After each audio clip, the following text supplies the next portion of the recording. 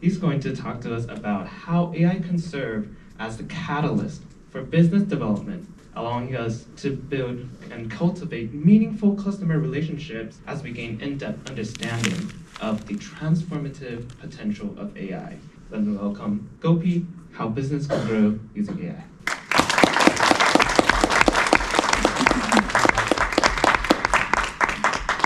Thank you, Kevin.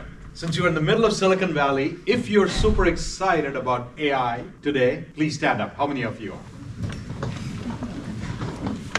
That's almost all the room, all the way. Fantastic. Okay, have a seat. If you're slightly anxious and fearful of AI, raise your hand. That's about 30% of the room, which is a little less than what I see in the rest of the world, but we will address both sides of it. The first thing I want to say is congratulations, because if you live and work here as professionals, we've all witnessed 3 big platform shifts in our professional lives. 3. And each time they happen, it changed the behaviors of consumers, following which it changed business models and business operations. The first one was around 1994, when out of Silicon Valley came a piece of technology that changed consumer behavior completely. Any guesses? Internet, exactly. Driven by the browser, right? Right down the street, Netscape was born, and that allowed consumers to access the internet. And consumers adopted it, started going to it, looking for information, and that changed how companies did commerce, selling shoes, airline tickets, etc. Every company had to set up a website. The second big shift that happened was 2007. So first we had the internet, and in 2007 was the second big shift, which was mobile. Again, it originated out of here with the launch of the iPhone, followed by the Android operating system. That changed consumer behavior again, because now we were walking around with these devices, and it had one capability that really transformed everything. It was location aware. It knew where you were. And all of a sudden that changed consumer behavior, because now we would say, yoga studio near me, without specifying what is near me, or coffee shop near me. And big businesses were born out of it, which is why we have services like Uber, where you can stand in a street corner and say, send a car to me here, without an address, and the car finds you in the street corner, because this is location aware. It changed business models completely. And now we are witnessing, as Abhijit was saying, so the third big shift is now we are witnessing AI. But this is not only the third big shift, it is the most profound shift ever witnessed in human civilization culture. I know you'll say that I got a lot of hyperbole, I work at Google talking about AI and this is my job.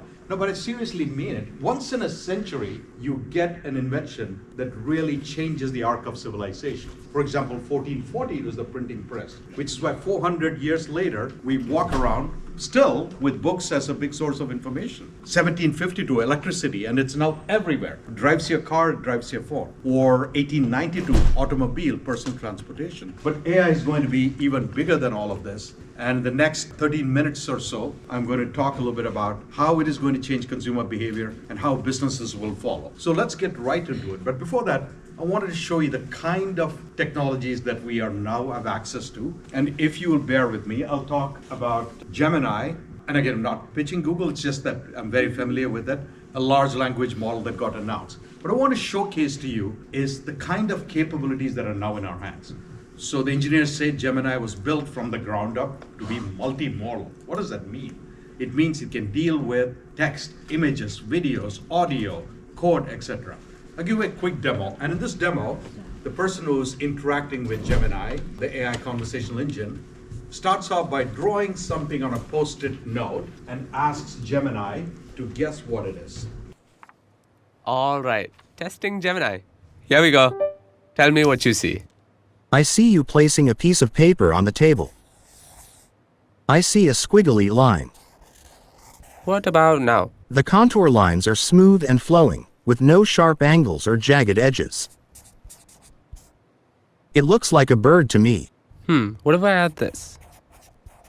The bird is swimming in the water. It has a long neck and beak. It is a duck. Yes. A duck is a type of waterfowl in the family Anatidae. Ducks are closely related to geese and swans. The duck appears to be blue. This is not a common color for ducks. However, there are some breeds of blue ducks. These are typically not as common as other duck breeds.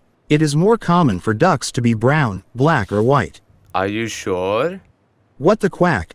I was just talking about a blue duck, and now you're holding one. It looks like blue ducks are more common than I thought. Would this float? I'm not sure what material it's made of, but it looks like it might be rubber or plastic. What if I tell you it's making a squeaking sound? Oh, if it's squeaking, it's definitely going to float. I pull up the Gemini demo, and I'll give a quick one on my phone itself. I can talk to it and say, okay, Gemini, what exactly is Toastmasters? And Gemini gives me a very thoughtful answer. You can hear it.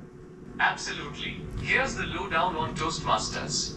What it is: non-profit educational organization, focuses on developing communication and leadership skills. And I can ask a follow-on conversation with it and saying, what are the benefits? Absolutely. Here are some of the key benefits of joining Toastmasters. Improved communication. Become a more articulate and persuasive speaker. I could take a picture of it, I could upload a video, a lot of things like that we do. We take it for granted, we are used to it. Right now what you witness is like this big change in that this is giving me fully formed, well thought out answers, and it can actually do tasks for me. And I always say that with these kind of capabilities, it's doing something miraculous, which is thought in the world of computer science we could never solve for, which is recognize an Indian man speak English. But these tools are now capable of that.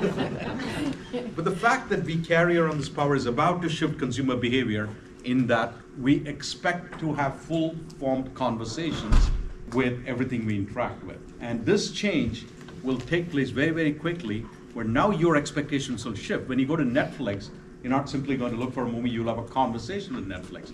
At Amazon, you'll expect to have a conversation and the tool to talk to you and be almost like a personal shopper, as opposed to you searching and going through a long list and figuring these things out. So these are the kind of big shifts that are taking place. So I want you to have a framework of how AI is going to change these three audiences: consumers, each of you as an individual; communities, us as a society or as a grouping, there'll be fundamental shift; and third, companies. So what AI is going to do is take each of these, consumers, communities, or societies, and companies, and help each of these groups reach their highest potential. What does this mean? And I'm going to give you an example of each. So in terms of consumers, your consumer experience will change very dramatically because of AI. Whether you're on the phone, whether you're searching for information, whether you're maps, whether you are watching a video, whether you're shopping. And I'll give you a quick example of that. So expect that big change where AI is going to dramatically alter this. And when that happens, the companies that serve you, whether they sell autos or mortgage or insurance, have to follow suit and adopt the business models. So we'll look at how they're doing it. The second area is big problems in society get solved for. I will not address it. My brilliant colleague Lauren Abney is going to do the closing keynote. She's going to talk about how societal problems will be solved. The third area is how companies drive their growth because AI powers it. And the fourth area is how companies become more efficient because AI helps them drive their operations from product development to R&D to logistics. I'll make this come alive in the few minutes that we have left. One quick example, if I can hit it, for each one. So let's look at how consumer experiences will change. So let me explain what I'm trying to do here. Search was the killer app when the internet was born. It is the most common, most powerful, and so used that on a platform like Google, every month 150 billion searches takes place. That means on the average, human beings search 75 times, each person.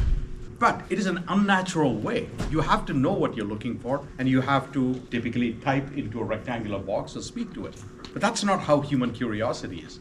Human curiosity is, I see Ryan wearing an amazing pair of shoes, I point to it and say, wow, I want those shoes. This is how our mind works. And now thanks to AI capabilities, those kind of ability is coming to it. And I'll show you a short video of how it would work, where you could be anywhere on the internet. You could be looking at an Instagram feed.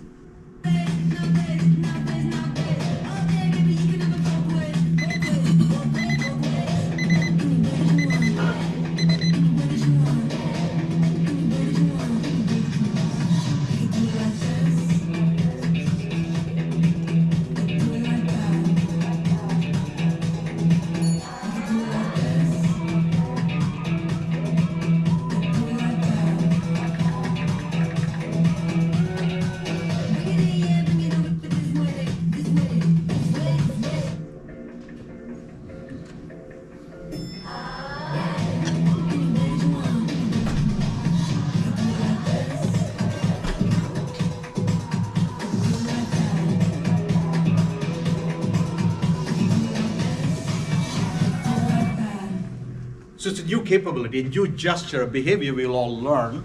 As an example, AI powered, where I'm looking at my phone, I see something, I want to know more about it, I simply circle it with my fingers, and I get the information back. No typing, no speaking. So these are the kind of changes that will take place, and therefore businesses will follow suit to adapt to this kind of new behavior that consumers will start exhibiting. The second area I'm going to talk about is how AI can help grow your businesses. So what does it mean? It means businesses can drive more growth, be more profitable because it will have conversations with more high-value customers, and amplify the expertise that exists in the organization. And I insist on the word amplify, not replace, because that's one of the fears people have about AI. Whereas think of it as like bicycles, which allowed us to go further and faster than we've ever gone before using our own leg muscle power. And AI is going to do something similar with our natural intelligence, amplify it. Let me give you one example of that kind of growth. So I'm going to use an example of a business called Carrefour. If you have been in Europe, you might have seen them. They're a supermarket chain. They're like Safeway here. So Carrefour came to us with a unique problem. They said, every day customers walk into the store with a big shopping list. There's like 26 items. They look through, they'll find 23. 3 of the items, they go to the shelf, the label is there, the item is not there. You all know this experience, right? You all. And what do consumers do? They just walk away quietly. They're not going to complain about it or talk about it. 3 items went missing. They're not there. Their basket did not get filled. Carrefour said, these are people who signal through the shopping list that they want an item. They're ready to pay. They've got money. We missed the opportunity to capture the demand. So there's some way by which an AI system can predict the demand and tell us in advance what Kevin may need and make sure that the stock is there. We can satisfy him, make him happy, and increase our sales by half to 1%. Very simple concept, but AI now enables it. And what these AI systems do is they try to predict demand based on historical data and events happening around them, like weather. If it's going to snow, then the Lake Tahoe area, demand for some 18 items will jump up. The system then looks where in their network those items are, restock the shelves, and you do not lose that opportunity. Let me show you another example of that, and then I think we're going to have to close up with that, right? I'm going to use an example that actually went pretty viral in India. Tinku ji! Anji? Happy birthday to you! Happy birthday, Tinku ji! Many, many happy returns of the day. Excited? हाँ, birthday तो हर साल आता है, वही होगा जो हर साल होता है. जैसे फिर वही birthday gift. Thank you. ऐसे फिर से वही birthday song. Correct. Happy birthday Tinku ji, IT वाले टिंकू जी, ऑफिस के सितारे सबके दुलारे हमारे टिंकू जी. हैप्पी बर्थडे टिंकू जी, सिर्फ आपके लिए.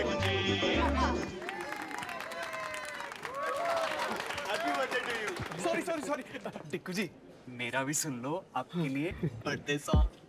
टिंकू भाई आज पार्टी है, आज तेरी बर्थडे पार्टी है. टैग पर QR कोड स्कैन करें और अपने फ्रेंड्स एंड फैमिली के लिए पर्सनलाइज्ड बर्थडे सॉन्ग्स बनाएं. Cadbury celebrations. इस बर्थडे कुछ अच्छा हो जाए, कुछ मीठा हो जाए. आज मेरी बर्थडे पार्टी है, टिंकू जी की पार्टी है. I'll close this off since I'm over time. Thank you so much, Timer Ma'am. I want you to be super excited because we are in the midst of it. Not only we are living during these times, we are going to be push the boundaries of it. Many of you work in some aspect of the technology, like Kevin here at NVIDIA. So we are going to drive this change forward, and it's going to fundamentally address so many areas in the human condition, even with the challenges. But for the rest of this conference, this is what we're going to explore. So I'm super excited. The lineup is amazing. We've got some great speakers coming after this. And be curious, be open-minded, approach it with incredible curiosity. And the closing keynote, when Lauren talks about how societal problems can be addressed, we will go out with a real powerful glow and excitement. With that, I'll welcome you for the rest of the conference. Get ready to be uncomfortably excited.